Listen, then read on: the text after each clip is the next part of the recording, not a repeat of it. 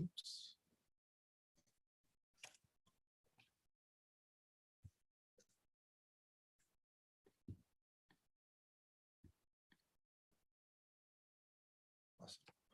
Welcome, everyone. My name is Noah.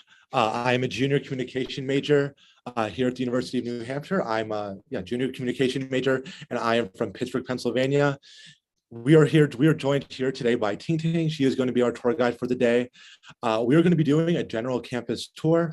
So if you guys do have any questions at all throughout the duration of the tour, feel free to send a question in the chat.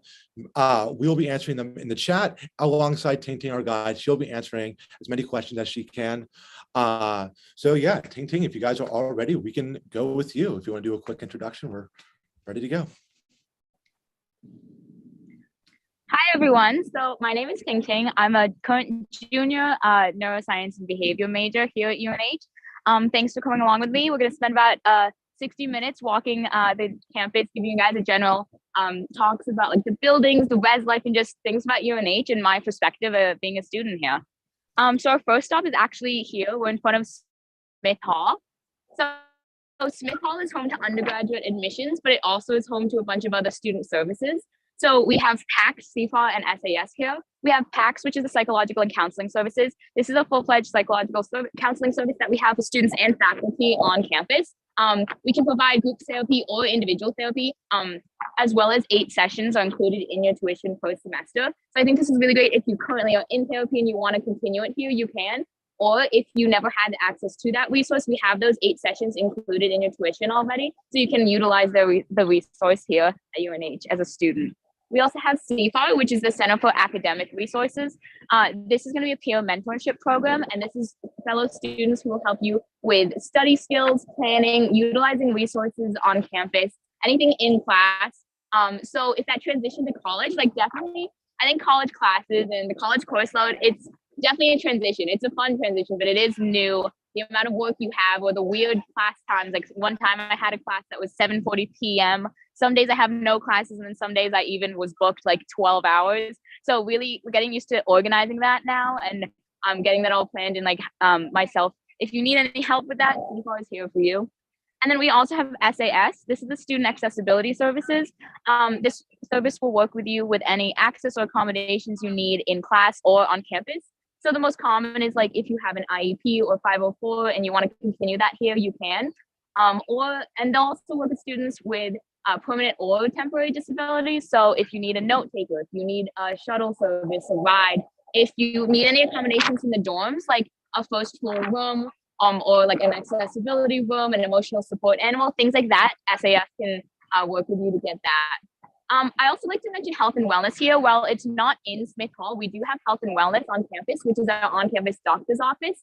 And this is a full-fledged doctor's office. You can go by appointment, get immunizations, vaccinations, and they'll also work like if, with PACS, if you have any medications or prescriptions that you need to get refilled or pick up, they can also do that too, which is really nice. I also like to mention that all of these services are completely confidential as they're required to be, but they're also self-advocating. So you don't have to, if like continue your IEP or 504 if you don't want to here. It's completely up to you and whatever you feel comfortable with. And you can reach out to these resources if you'd like. They're there for you. Yeah. So our next stop is I'm going to walk you over now to Congreve Hall, where we're going to talk about some housing, the res life, and then I actually get to show you inside and show you a show dorm room that we have set up.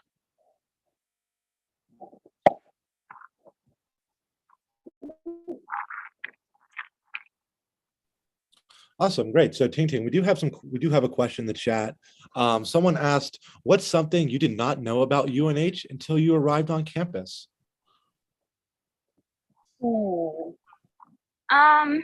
About UNH specifically or college? That is the question. Because I think college, like,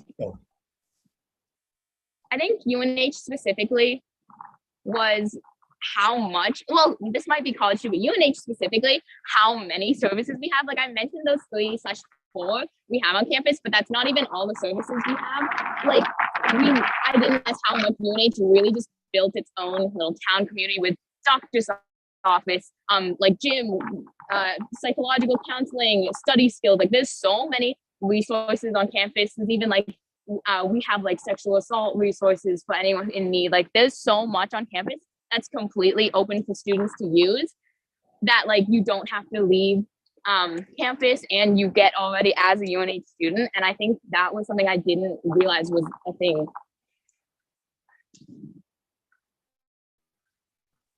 Great, thank you. So as we walk by, you might have seen we're passing the famous T Hall and T Hall lawn, and we're on the other side of the street there with the beautiful flag.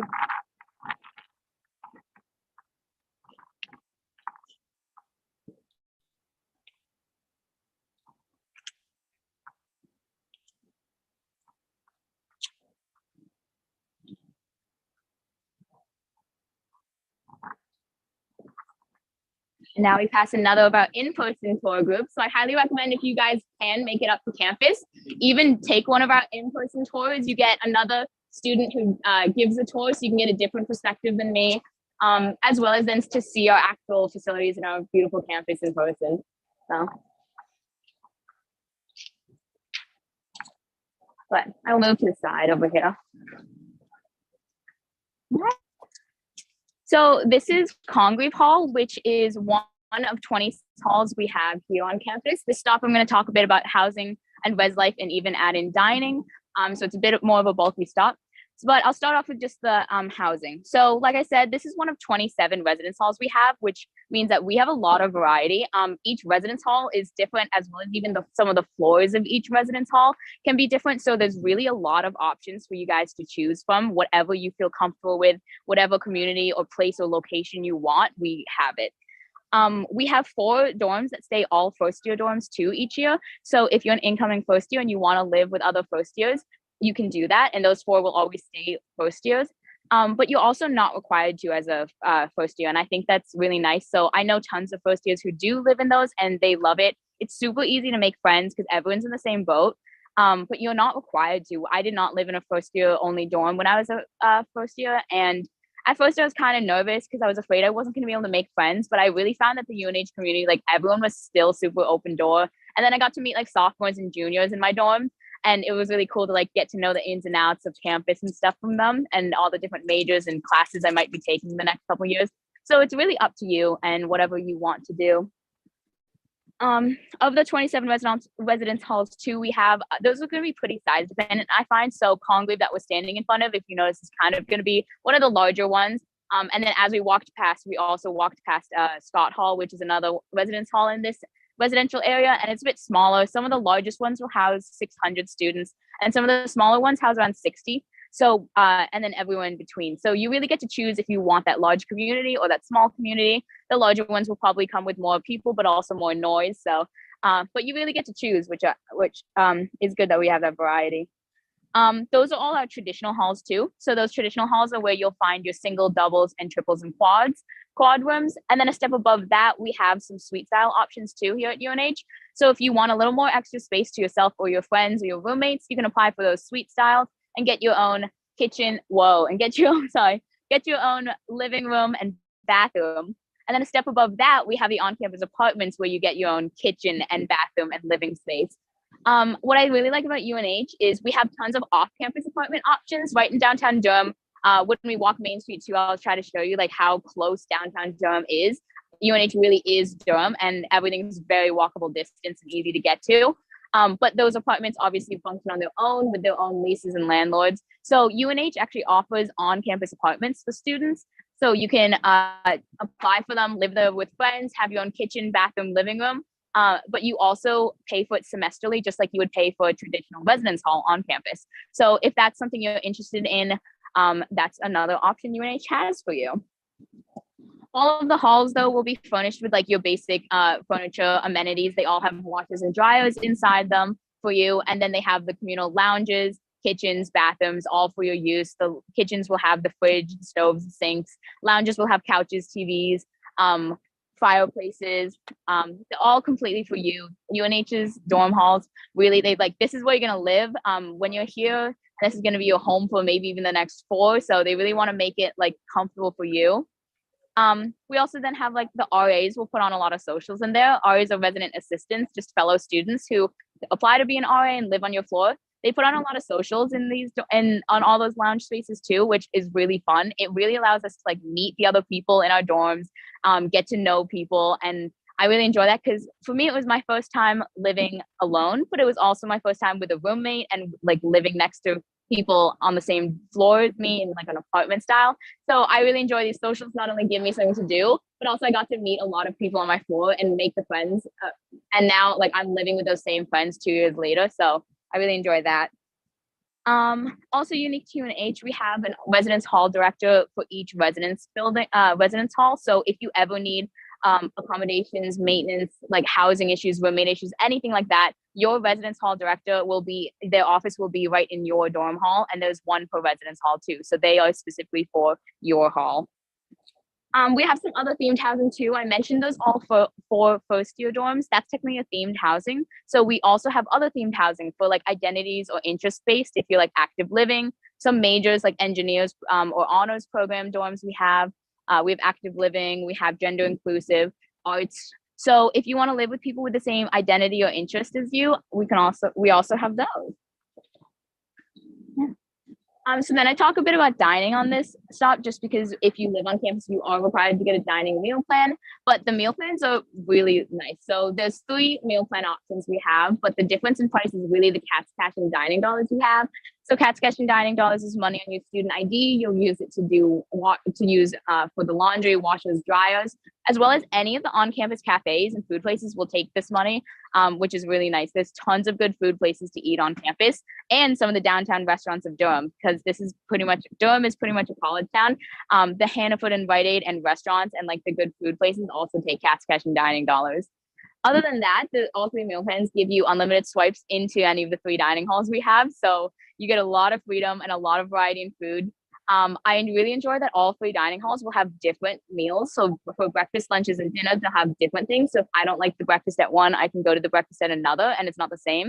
It also just keeps that variety going. 2 of the dining halls also have 2 convenience stores that stay open past the dining halls closing. So that's really nice for if you want a late night snack, or if you have like a late night lab. I've had a couple labs that end right when the dining halls are closing. So I've definitely gone to like Philly Cap and gotten chicken tenders for my dinner that night. But it's super nice that they're still open for like emergency items or food, or for a late night snack. Yeah, that's about it for like housing and res life. Is there any questions in the chat, Noah, before I am going to take you guys in to show you the show dorm room we have set up, but sometimes I like to pause before I just overload with a bunch of talking. Yeah, no questions now. Heading into the room sounds like a great idea. So I have all of the dorm halls. Your student ID will be activated to swipe into your dorm hall. So we'll swipe. Whoa, the wind. I'm going to take you into Congreve. Thank you.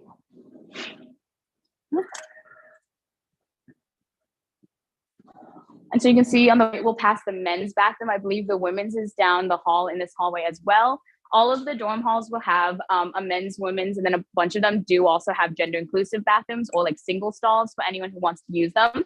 And then here we have the dorm room. So they'll all be locked in some way, whether it be a physical key like this, or my dorm actually uses a keypad. So I don't have to remember a key, but they will be locked in some way. And yeah. So here you can see the different furniture, dressers, desks, chairs, and even like closets that you would get in a typical dorm room here at UNH. They all usually have a dresser and closet situation. It might vary. Mine's a pretty open. I live on campus, and mine's a pretty open closet instead. But I still have closet and hanging like shelving room as well as my dresser. Yeah. The beds are lofted in here to make for extra space, but you can do whatever you want. My beds are bunk. Some people don't. It's really up to you and how much space you want or what kind of aesthetic you're looking for. Great. So we do have a couple questions in the chat actually. Where did you live where did you live your freshman year? Yeah, because I mentioned I didn't live in that freshman only. I'll move away from that because it's kind of loud. So yeah. I actually lived in, if you can look all of the dorm halls up online too, which is really nice. You can look up UNH's dorm halls, and then even each floor of each dorm hall. So I lived in Upper Quad's Randall Hall, which is it's an interesting horseshoe shape because there's 3 dorm halls that connect to each other. I lived in Randall Hall in Upper Quad freshman year, and I've lived there now the past 3 years. Actually, I managed to live on 3rd floor, 2nd floor, and the 1st floor. So I think all floors now. And then even next year, I'm just moving a dorm hall over to Divine, just because it's the perfect location for me. In terms of it's right center in campus, right next to the Memorial Union building. It's super easy for me to get to Smith Hall, which is where us tour guides like work out of. So, and downtown Durham too for me. So that's completely up to you though. People like bounce all over the 3, like all the different dorm halls. Some people want to live in a different one every single like year. So it's up to you. Yeah, we do have another one. I'll walk you through the dorm hall. But yeah, what's the next question? Sorry, no worries. Actually, yeah, wait, yeah. Someone asked, someone's saying they're from a super diverse cultural and social identity in high school. Can you please talk about UNH's philosophy on like diversity and inclusion? I guess you talked about the Beauregard Center now. Yeah, so like inclusive. UNH, like they try so much to be all inclusive and have all of like be so supportive of diversity, and that was really something that I enjoyed definitely because I came from like a 96% white like town, and I'm an adopted Chinese. So for me also diversity and like inclusivity was something big for me that I wanted to feel like I could fit in and be at home.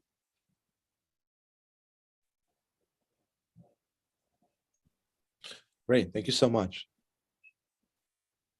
We have a lot of club stuff if you want to join. We have so many student organizations and clubs that specify in different identities, cultures, religions, like anything like that. So I find you can really find other people who are the same in the same community as you. So you can, if you come here. So now we're actually going to head across the street to the Hamel Rec Center and talk a bit about campus recreation. Sweet. Oops. Looks like there's a little drop in the, we're back now. Oh,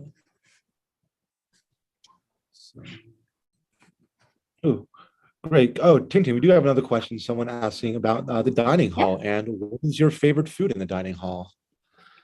Ooh, okay. So I have a go-to, but something I do like though is they change their menus a lot. So that definitely helps for a variety and stuff. But they have so they have different stations that will change throughout different days of the week or throughout the day. But then they'll always have their few that stay the same, just so you can always have your go-to. So for me, if none of the other stations are doing it for me, my go-to, I always am going back to Philbrook's Mongolian Grill, because I can customize that stir fry any way I want. So I can even make it like a different stir fry every time. Yeah. All of the dining halls will have allergen-friendly foods as well as any dietary preferences or needs. So if you eat vegan, vegetarian, or you have like allergies, those will always be set out for you, which I really like. And if you're even more specific to like cross-contamination, any of the faculty there can help make a personal meal plan for you and keep it separate. They're super, super helpful.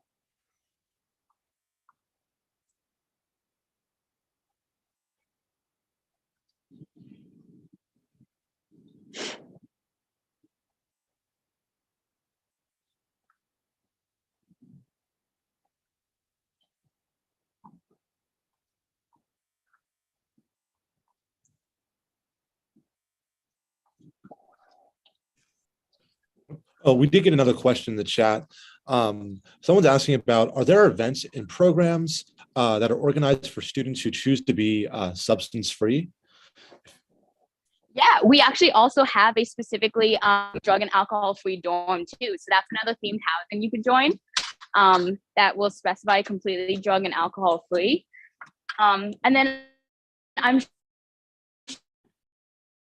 we have over 300. So I know a bunch. I do not know them all, and they're always changing, because you can always make your own, or seniors graduate and then freshmen come in and make new ones. So if there isn't one and you want to make that one so you can have events, you can do that. It's super easy.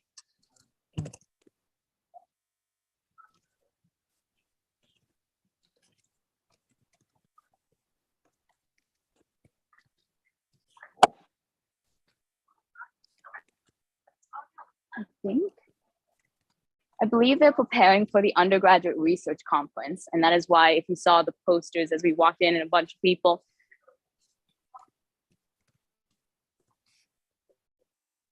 Yeah. And I'll talk a bit about research on the academic stop.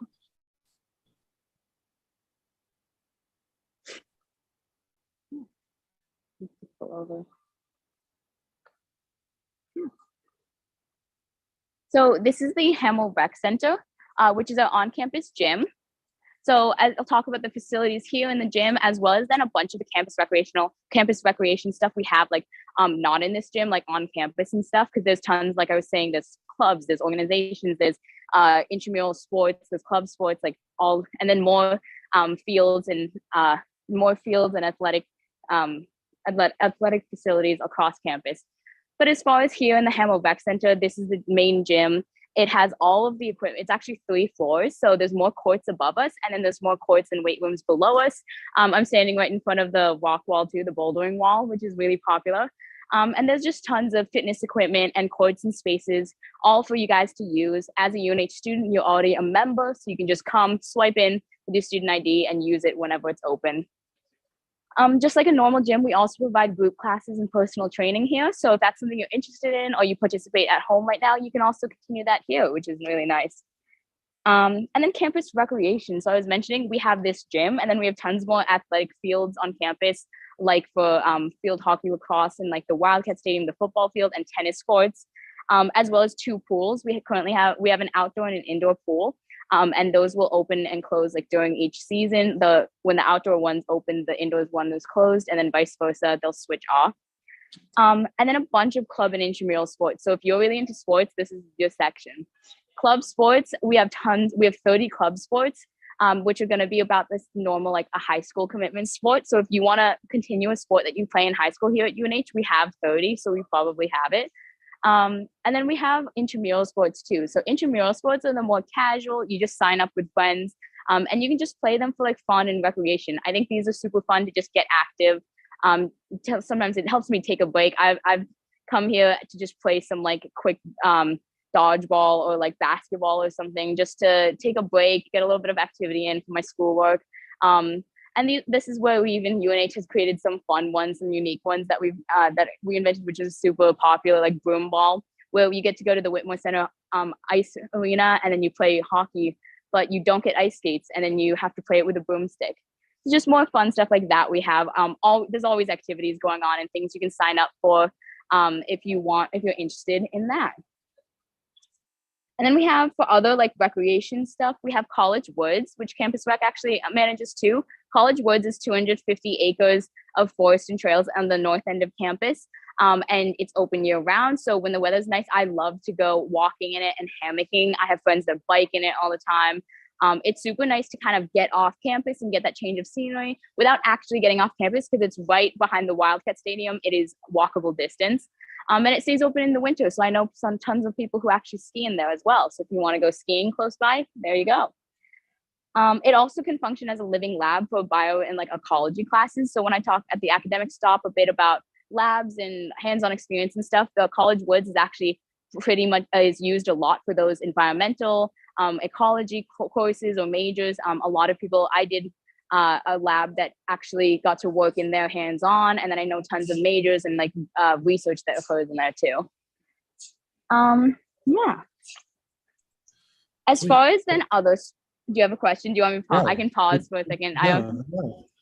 We do have one question. It's actually not about the rec center. It's kind of more an academic question, so you can kind of touch on it a little bit now, but we will be talking more about academics in a few stops now. But just want to do, the question kind of is, what might a first year look like if they're interested in like biology / STEM, but they're not 100% sure like what to major in? Oh yeah. Well, so I do talk about, I'm in the College of Life Sciences in neuroscience specifically, but I did declare that major. But I really think, well, you can come in undeclared, which is always like a super completely fine thing to do. I think so many people come in undeclared because you don't know what you want to do. And if you come in undeclared, you will still get guidance. We do have undeclared advisors, like you're not on your own. And they'll help you take those like baseline courses to kind of help you figure out what you'd like to do for your first year.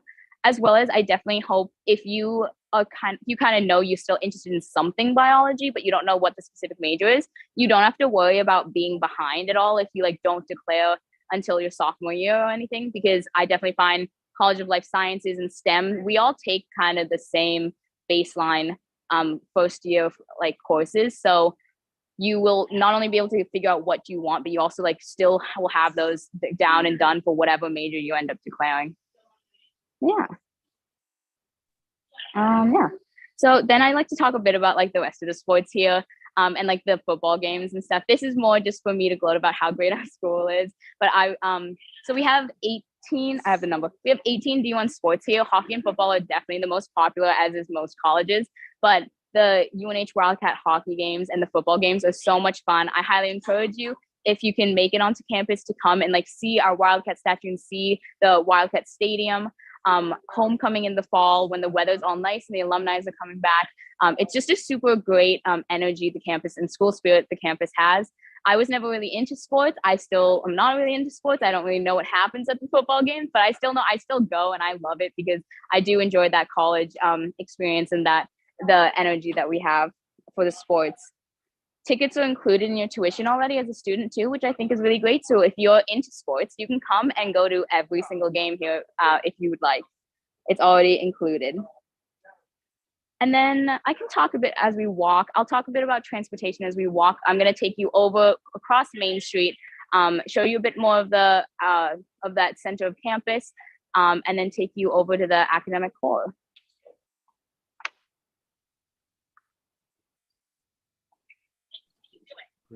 Yeah, no, sports are definitely very huge here on campus, and like TingTing said, everything is included within your tuition.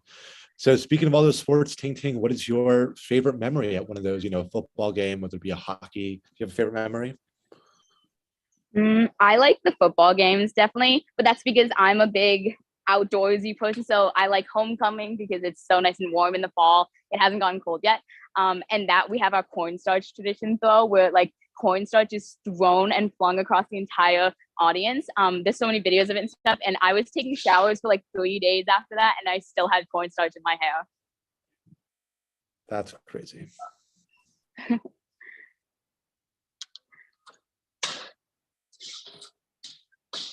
Yeah. For me, I'm definitely a hockey guy. It's very fast paced. It's a lot of great energy, and it's just, I think hockey is the best on campus. So.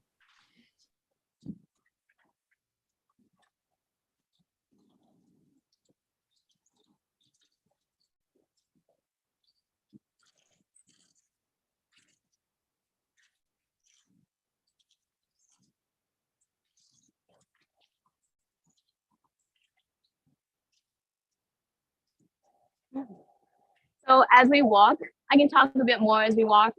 These emergency blue lights I like to point out on campus. So most colleges have these. These are emergency posts we have that go straight to UNH dispatch. I think campus safety is definitely a thing that a lot of parents and a lot of people like worry about. But I find that UNH's campus and UNH specifically, I've always felt was I wanted a campus that had a college campus, but I didn't want to I didn't want to feel unsafe. So I find like I can walk home from a late night lab. I can walk home from the dining halls. I can go out with friends, and I definitely really enjoy this campus for the safety measures we have. We have those. Like I said, we have the 2 police forces on campus. We have a shuttle service. We have like text alert systems that you can call or text 24/7. Yeah.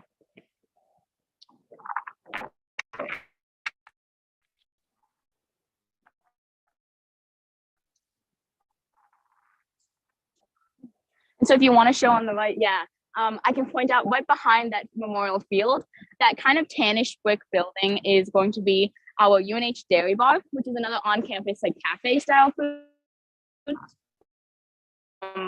Brunswick, Maine down to Boston, Mass, and hits every stop in between. And this is super helpful if you want to go home or if you just want to like take a day trip, get a change of scenery. I think this is super helpful because it stops right here on campus and you don't have to worry about getting an Uber from the ride home, from the train home or anything.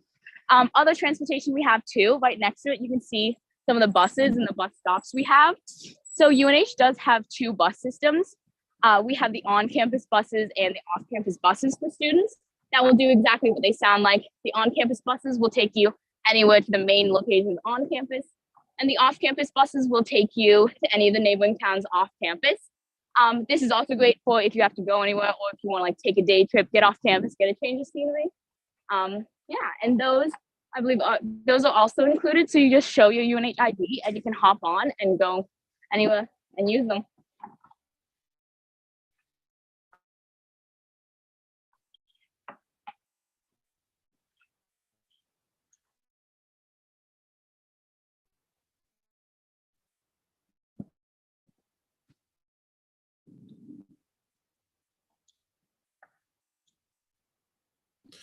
Great. So awesome. So we do have a question in the chat. What is your favorite place to like just be on campus? Like, what is your favorite like underrated place on campus? Oh, and actually it's good, we're coming up. Just any of the green spaces. We're coming up right on T Hall lawn again, but now we're on like the other side.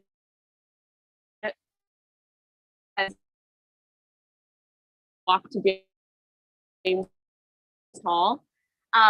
It's warm and like spring comes around and everyone's like everyone's done with being stuck inside. I love coming out and just getting my like sunlight and chilling and laying down and picnicking on all of the green spaces of T Hall lawn.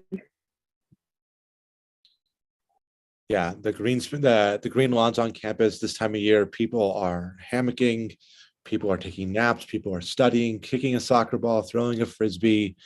These are the most, it's just where you see a lot of students. It's a great vibe, great energy out there.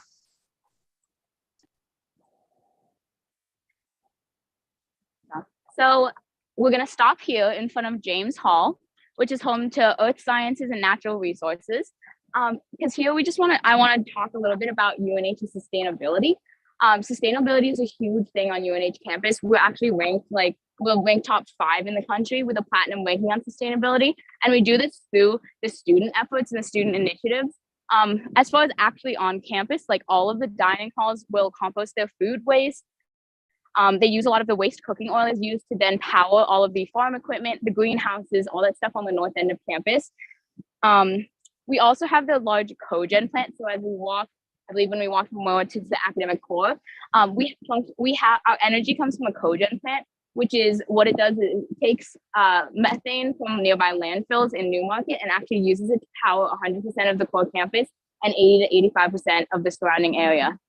So not only do all of these initiatives really help for like sustainability in the overall community, but what I really like about this is that it gets students involved. So if you're interested in environmental, conservation, sustainability, any of those kinds of things, you can get involved. We have tons of environmental protection majors, sustainability, things like that. You can couple these majors with any other major you want, or you can just solely major in it. It can be a minor. And then we also have tons of clubs and organizations that do a lot of student initiatives and get to like either tour those plants or those things I was mentioning, or like get to learn how they work and get to help, maybe even like work on a team and get some ideas in there on like how it could be improved, get that hands-on education.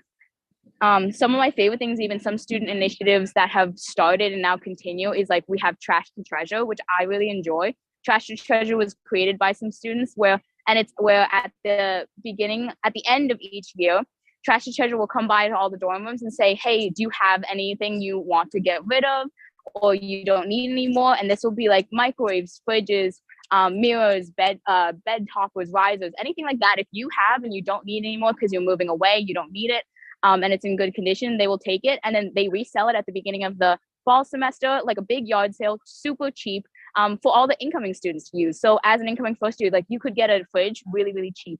And it's not only more sustainable for the environment, it also saves you a lot of money. And that was originally a student initiative that started, and then it continues now. So there, if you're interested in getting involved on campus those ways, there's tons of ways. Yeah. So now I'm gonna head over and we're gonna start to walk through the academic core of campus where all the buildings are, all the classroom buildings.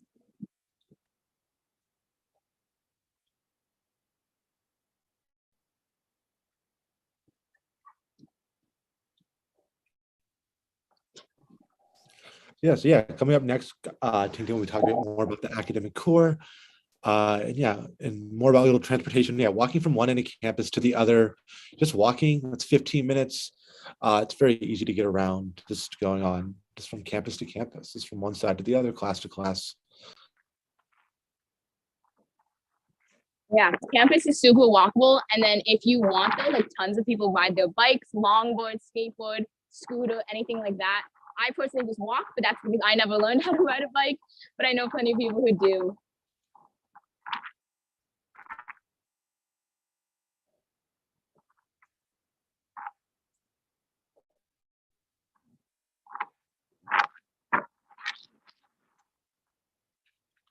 So as we walk through here, I'll show you and I'll name a bunch of these buildings. We're kind of at the academic core now. So to the right, we have Hewitt Hall, which is home to nursing.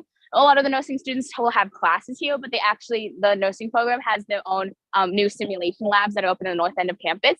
To the left, we have Demerit Hall, which is home to physics.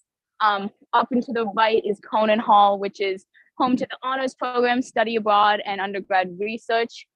And then this beautiful little like circle area with the pie truck that sells pies. It's very delicious.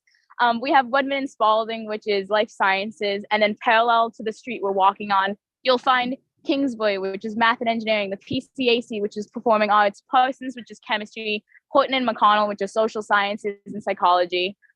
And then up here we have more. So that's really to show you, I know, was that a question about how walkable the campus is? There's where all of your classes are. I really find that you're never going to be more than a 5 to 10 minute walk from any of your classes. They're all super right in the center of this, of UNH's campus, and super easy to get to.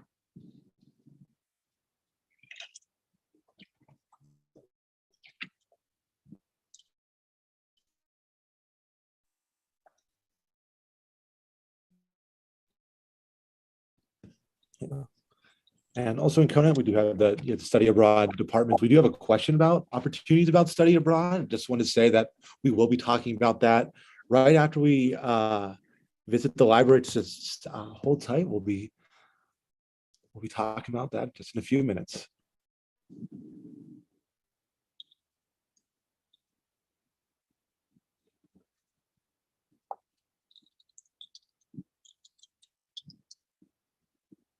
I don't know if it cut out, but I don't hear anything. Can you hear me now? Yes, you're back. Okay, perfect. Just wanted to make sure everything was all square.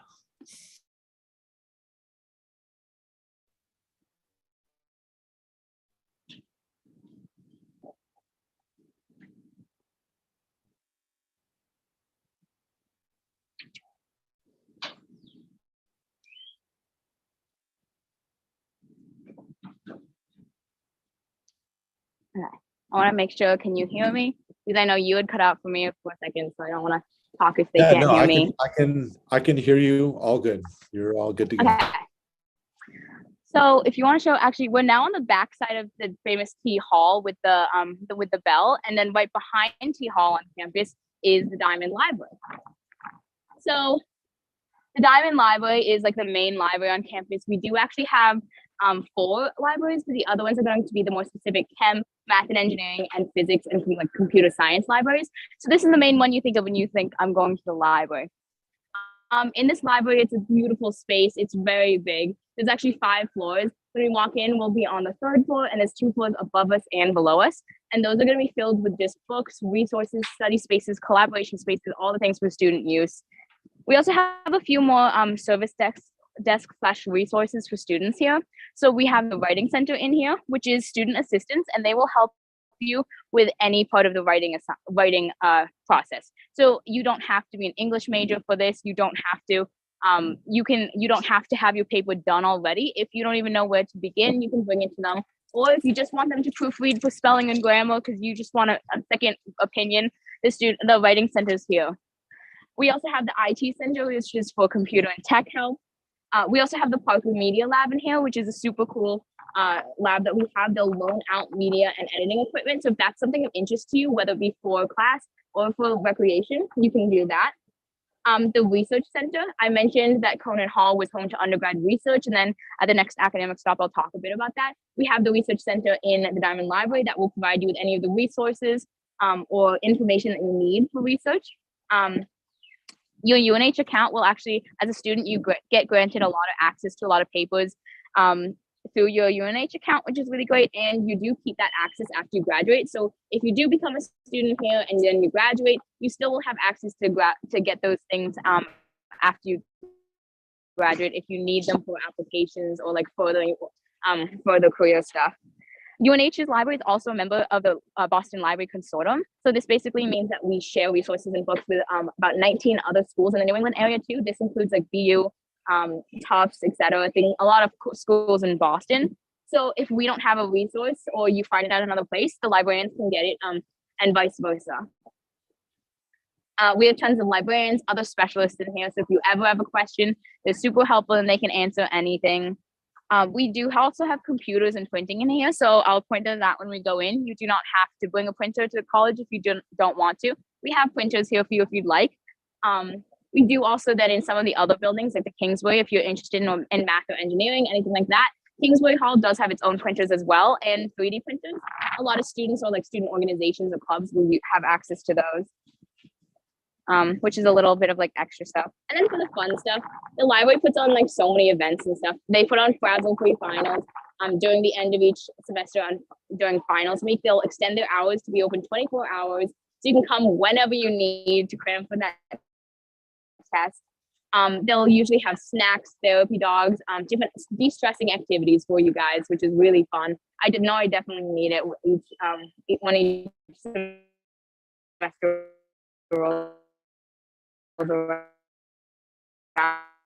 And there's also a cafe in here too, where you can use it as Starbucks study for your huge final for 8 hours. You can do that. If you need a place that's super specifically quiet or silent because you get really distracted, we do also have 3 silent rooms that stay specifically silent. And so we have those for you as well if that's something that you need. Yeah. So then I can take you in and show you a bit of the interior.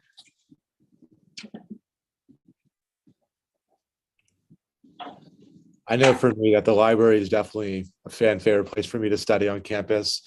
Even like after class, if I don't really want to go back to my room, I can hop right into the library, get some work done, go to my next class, and then really anytime I need it, the library is there. Always can find a space. And you can show the cafe up the stairs.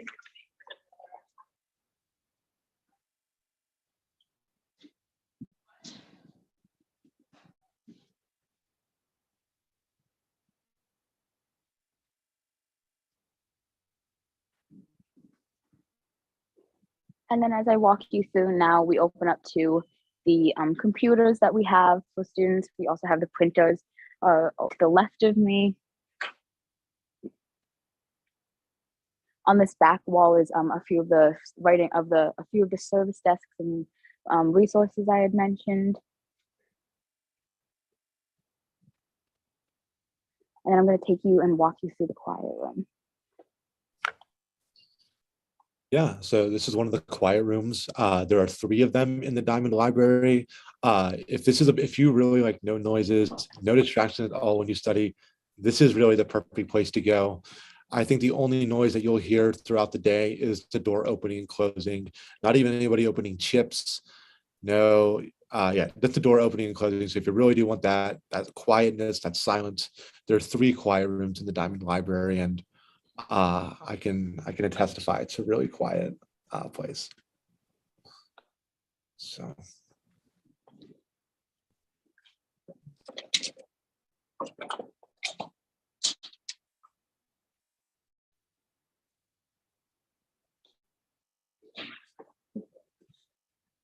And so now I'm going to take you over to one of the academic buildings, and we're going to talk a bit about the academics and some like the extracurriculars we have here.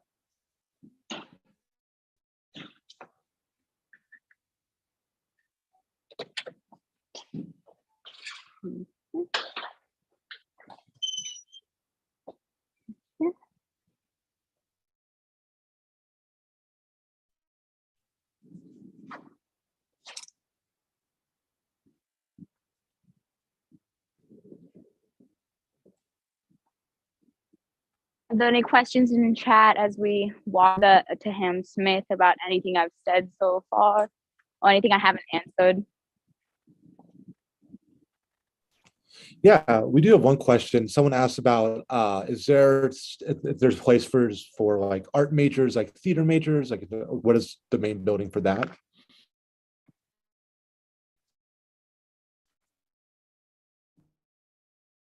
For recreation. Oops, sorry, say that again, cut out.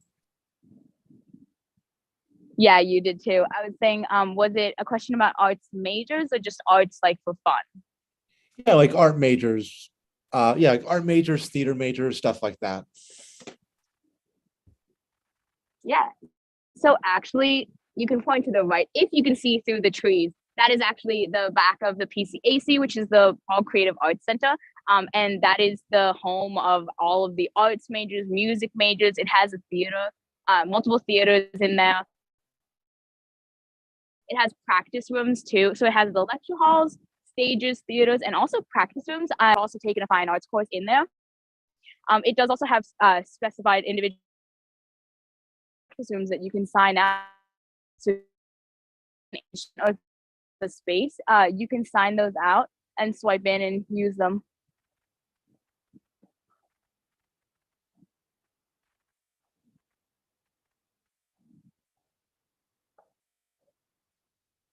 And yeah, and this bridge TingTing's walking across now. For me, I've had a lot of classes in Hamilton Smith where we're heading in now.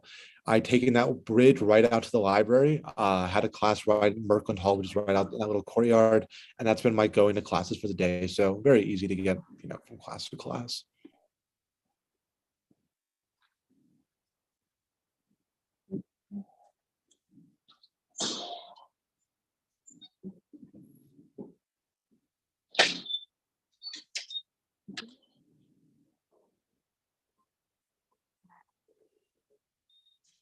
I'll pull over here.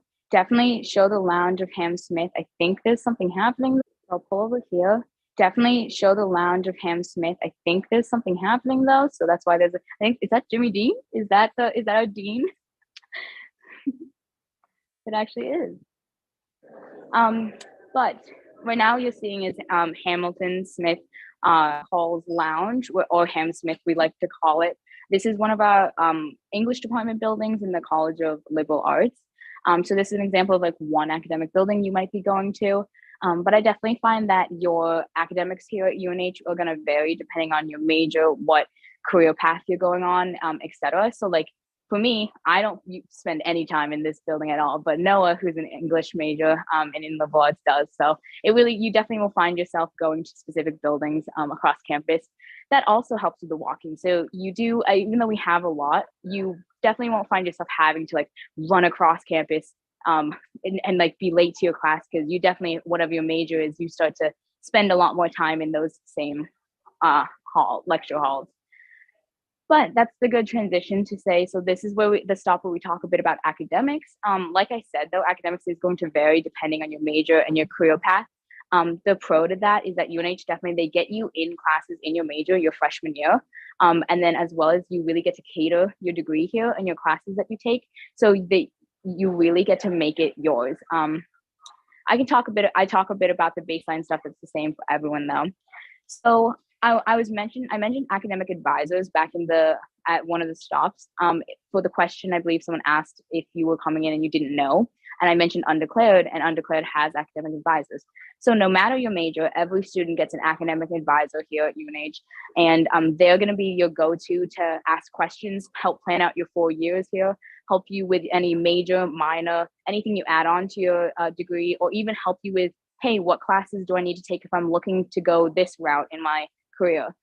They're always going to be a professor in your department, so they will know your department.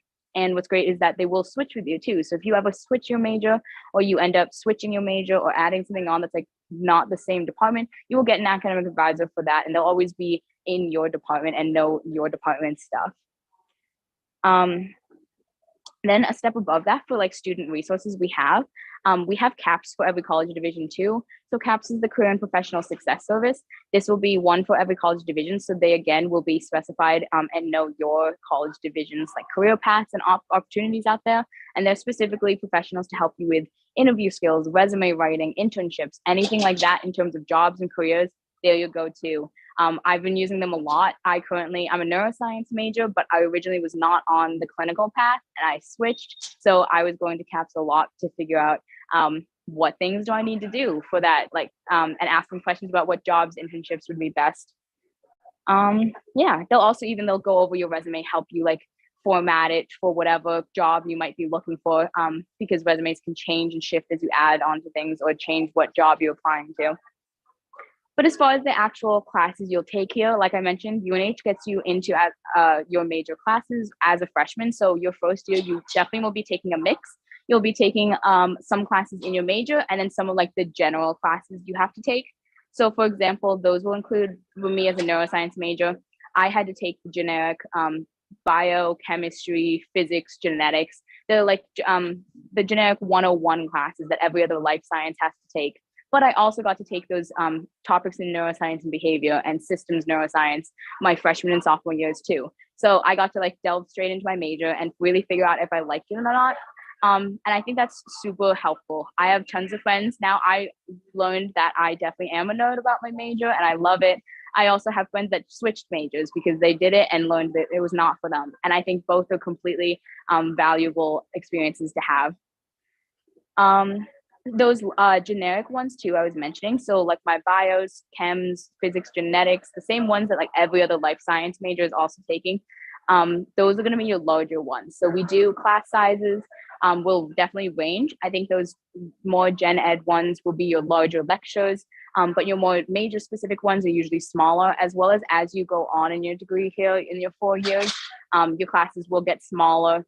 I've taken multiple classes with the same girls and the same boy, like from my freshman year topics in neuroscience and behavior. I'm still in classes with them now and I can recognize them. So if you're really afraid of that larger, like kind of lecture, large classes, because college is definitely different, that's a stark contrast.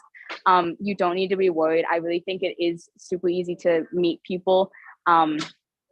Because you'll have those classes, a mixture, you'll have those classes that are smaller. And for those larger ones, they do get split up. So those large classes will always come with either labs or recitations. That will be a separate time you meet per week with the TA and like 20 to 25 other students. And this is really helpful. So so you can get to know your TA, get to know other students in the class, like a lot more in a smaller high school size environment. Ask questions. Sometimes you're doing hands-on experiments, applications of what you're learning in class. So these are super helpful in how they break up those large lectures. Your professors, though, all the main lectures are mostly run by like professors in the field, not the TAs. And they always have office hours. Every faculty here is required to have office hours, but they also, every faculty member here is required to have office hours that you can go to. And this is where you can go and just like get extra help, ask questions, ask anything, or just to talk to them. A lot of professors do like it when you talk to them and like make it a bit more personable, because they also are staring out at that sea of 200 students. So they really enjoy when they get to know you too, and that's how they can help you. If you can't make their office hours, they also are so accommodating to meeting another time. I've emailed so many teachers, like, because my schedule does not line up with theirs, to be like, hey, can we meet this time? And we always find a time, so they can make it work. Yeah, then for some like academic extracurriculars, I can talk a bit about study abroad. I know we had one question on that. So study abroad here at UNH, it is back in session.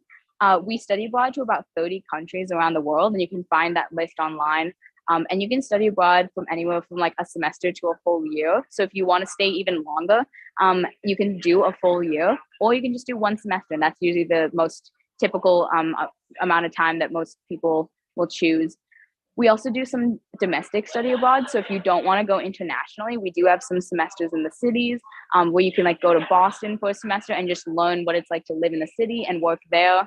And you can also do different programs like that only run for like 1 week, or they run for the summer or winter break. So if you don't want to go for that full 3 months, you can do during the J term, we call it, in between the fall and spring semester. We have a 1 month break. You could study in the city for that break if you'd like, and only do 1 month, or you can do 1 week, or you can stay the full year, like I was saying. So it's really up to you.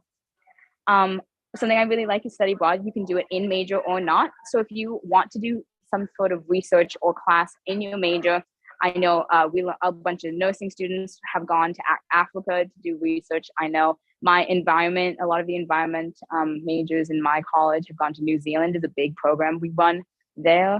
I currently have a friend in South Korea who's doing computer science. But if you don't want to study it or take a class or research in your major, you can also just do it as like a generic world cultures. So that segues into the types of classes you'll have to take here. So world cultures that I was mentioning, that's going to be a discovery course you take. We have a few discovery course requirements you have to fulfill as a student here, and they'll range from humanities, world cultures, social sciences, fine arts, historical perspectives, just like things like that. And you do have to complete those as a student here, but you can complete them with any course you'd like that qualifies as it. And I think this is really great, so you can really cater it towards yourself. Like for me, I'm not into history at all. So I took Greek and Roman religion for my historical perspectives, and that was a lot more fun for me to learn about Greek and Roman gods rather than like World War II again. So you can really cater it to yourself. I also encourage that these discovery courses are where like people take classes they had never heard of before. I took Intro to Ecogastronomy, and I had never heard what ecogastronomy was, and that was actually the most like fun class. So interesting about food and food systems, and we even got like homeworks that were like I got to eat nice olive oils and cheeses. So those are the kinds of discovery courses you can take. They're super nice for either having a break from your main classes, exploring classes you would have never taken, or some people even pick up minors or majors like in this by taking these classes. So if that's what you're into, I highly recommend it. And then you'll take two other types of classes. You'll take major specific classes and electives. Major specific courses are going to be exactly just classes in your major that you have to check off to get that degree and what you're going to get your degree in. This will range from those gen eds I was talking, like the bio, chemistry, physics, genetics that I had to take, and then like my neuroscience and like neuroscience 2 that I had to take. And then your electives are going to have a bit more freedom. So your electives are usually, this is where you get to choose classes within your major, or even like fulfill classes for minors or double majors. So you really get to cater your degree here. My major, neuroscience and behavior, I could go on a clinical path. I could go research. I could go animal science, or I could go human. So my electives are really what I got to choose and cater my degree more towards what field I was interested in and going for. So those are really the big 3 types of classes you'd take here. Yeah. And then undergrad research. I mentioned Cogen Hall, which is home to undergrad research. Undergrad research is huge here at UNH. We're an R1 institute, so it means we have a land, sea, and space grant for research.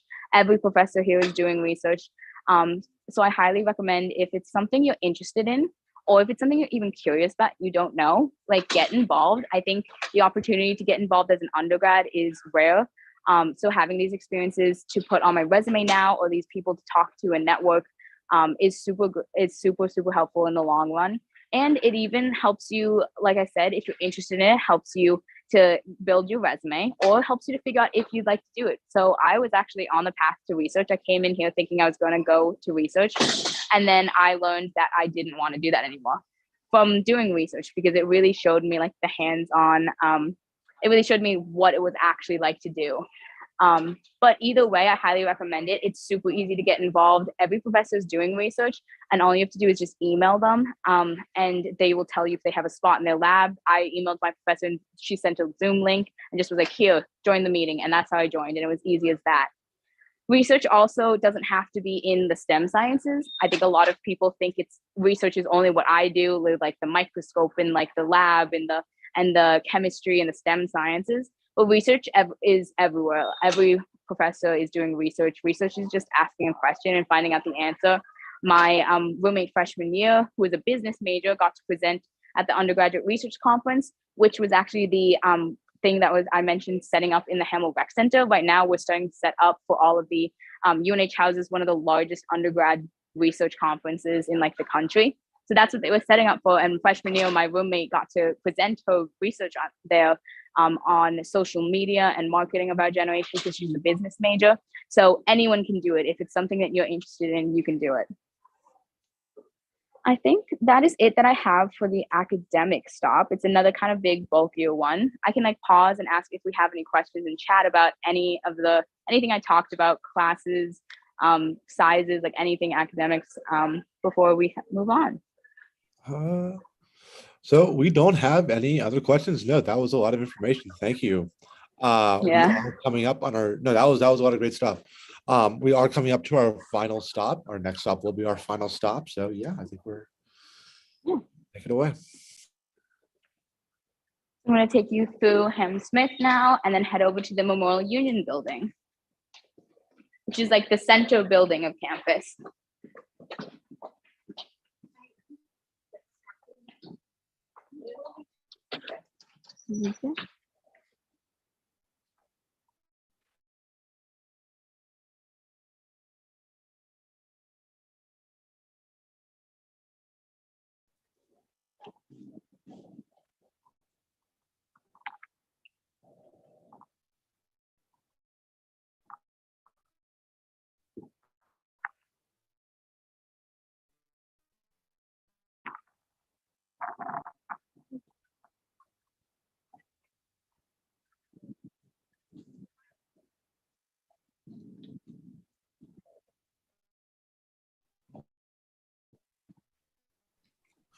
So yeah, so we're coming up in the Memorial Union building. Attached to the Memorial Union building is Holloway Commons, which is just one of 3 residence halls that we have here on campus.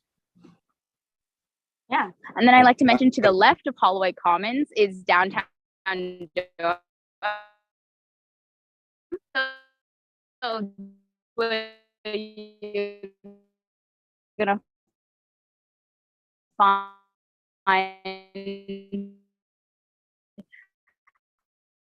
tons of good restaurants, food places, town and campus stores.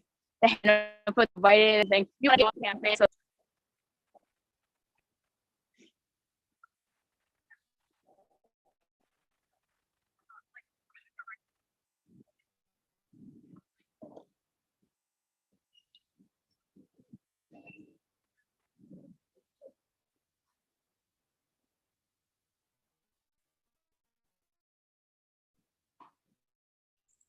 Sweet. Is Hoko one of your favorite dining halls? Is it your favorite? I know it's always the versus battle. I like Philbrook Dining Hall. I like Philly. I think Philly's better, but I will say Hoko has the Dunkin' Donuts. So sometimes. Yeah, I am definitely a Philly. I'm definitely a Philly too, but Hoko is nice to have. Thank you. Even though Hoko is not the closest one to me, I have to say. So you can see this is Holloway Commons, Hoko, the largest of the 3 dining halls we have here on campus. And I'll take you through this way too, and you can pass the Dunkin' Donuts I was mentioning. So that is the one thing that Hoko has that Philly does not. And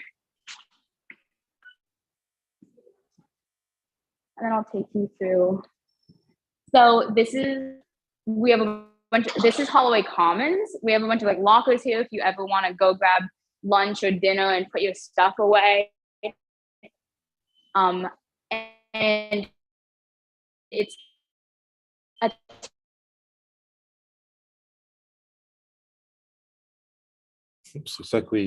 the MUB is really like the heart of student campus and like life. It's the largest, super large building for a lot of student spaces.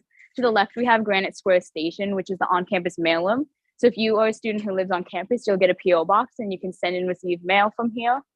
And then you can see we also have just like the campus services, student services, anything you need. If you need like lose your ID, need to get a parking permit, you'll do all that here in the MUB.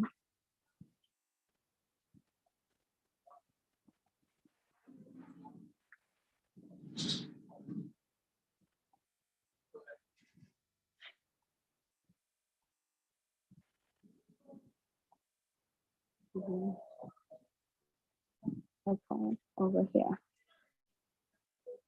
And then now we're standing. I'm standing right in front of Union Court. So Union Court is one of our on-campus cafeterias. So if the dining halls aren't doing it for you, or you need some more quick grab and go type food, we have Union Court, which is huge. A bunch of student tables and seating. So I just did homework here today in Union Court, got some sushi from Union Court. So this is also located in the MUB. And then I do like to talk about like the student organizations and clubs. So there's tons of multi-purpose event spaces in here, I was saying. And then a lot of the student orgs and clubs will meet here, put on their events here. We have over 300. So I was saying if you don't find a club you're into, you can make it, but we have a lot. All of those 300 will range from diverse, inclusive, identity-based, interest-based, religious. We have a bunch. So I highly encourage you they're always posting things on social medias across campus. At the beginning of the fall semester, we have U Day, University Day, which is where all of those student orgs and clubs get to have their own fair on T Hall lawn. And you get to see all of them and talk to everyone and sign up right then and there for any of those student orgs and clubs. So we do have a lot here. As far as the actual MUB and the rest of the facilities, like the student spaces I mentioned, but we also have some fun stuff. We have the MUB games room down in the basement, which has hockey, pool, foosball, Xbox, PlayStation, ping pong. We have the two MUB theaters, which are the two movie theaters on campus. They're going to be on the floors above us. So if you want to catch a movie with friends, they show several showings a week, and you can get some popcorn and catch a movie with a friend. But yeah, the event spaces, they put on so much. There's constantly something to do. There's constantly a life on campus, which I really love. My favorite things are the concerts they put on. I bought tickets this Sunday. We have Dominic Fite coming and Chelsea Cutler, and I bought tickets to that. So we're constantly, the MUB is putting on events, dances, comedians, magicians, concerts, things like that. So there really is a life on campus and things for you to do. Yeah. That is the end of the information of this tour. I want to thank you guys for coming virtually with me on this tour. I really hope and encourage you, though, if you ever get to make it to campus, definitely do. Then you can explore a lot more of it in person on a nice sunny day. Yeah. Oh, we do have one last question. Questions, additions. Oops. Oh, it is. Oops. Two questions. Two quick questions. The first one is, can first year students have a car on campus? And then the next one is, how easy / hard is it to get to a big city, like Portland or Boston, if you don't have a car? So I guess this ties right into each other. So yeah, easy. So unfortunately, freshmen are not allowed cars on campus, just your first year though. So if you do want to have a car on campus after that, you can just get a parking permit. However, I definitely find that I haven't really needed it. I know it's totally up to each person. For me, I'm a junior and I still don't have a car on campus because I haven't needed it. I have the bus systems like I was mentioning, and the Amtrak train is super, super helpful. I can just get on that, not have to worry about parking, driving, traffic, and I can go to Boston. I can go to Portland, like Maine. It's super easy. But if you do have a car on campus too, like there's tons of stuff surrounding within an hour to maximum 2 hour radius of our campus. So you can go like 2 hours to go skiing, or 2 hours, an hour south to go to Boston, to the city. We even like an hour from Manchester, New Hampshire, and like 30 minutes from Portsmouth and Kittery. So I definitely find too, if you do have a car on campus after your freshman year, there's tons of stuff around in our surrounding area. Great. Well, thank you, TingTing. That does it for today's tour.